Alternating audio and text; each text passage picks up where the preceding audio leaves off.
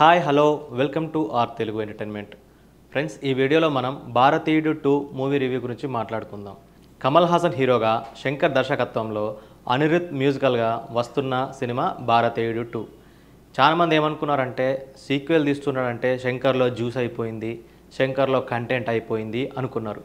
But ఈ trailer చూడంగానే నాకేమనిపించిందంటే ట్రైలర్ ప్రతి ఫ్రేమ్ చాలా రిచ్గా, గ్రాండ్గా, ఇంకా ఎంటర్టైనింగ్గా ఉంది.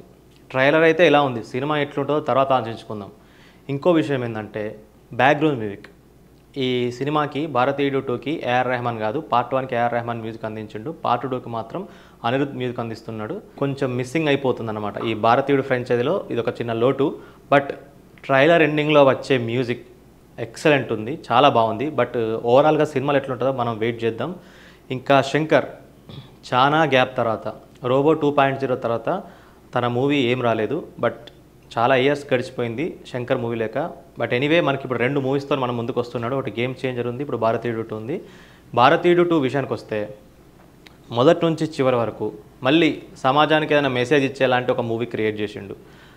మళ్ళీ ఇంకో విషయం ఏంటంటే చాలా రోజుల తర్వాత సిద్ధార్థ్కి ఒక మంచి కమర్షియల్ సినిమాతోని ఒక మంచి బ్రేక్ అయితే దొరికిందనమాట.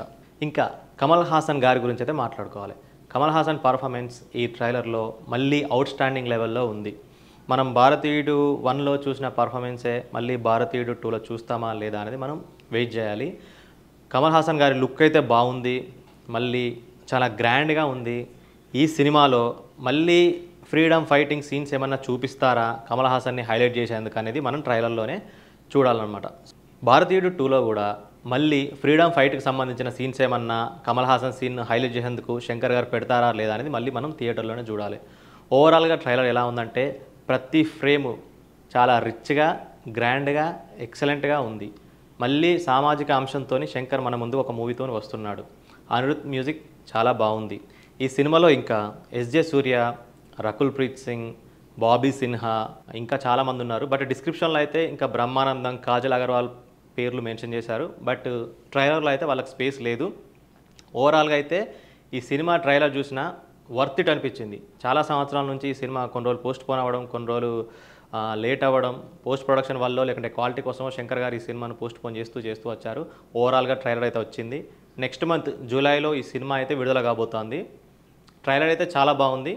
ఈ సినిమాను మనం జూలైలో థియేటర్లో చూద్దాం. ఈ వీడియో కనుక మీకు నచ్చినట్లయితే తప్పకుండా లైక్ చేయండి, కామెంట్ చేయండి, షేర్ చేయండి. మా ఆర్ తెలుగు ఎంటర్టైన్మెంట్ ఛానల్ని తప్పకుండా సబ్స్క్రైబ్ చేసుకోండి. Thanks for watching.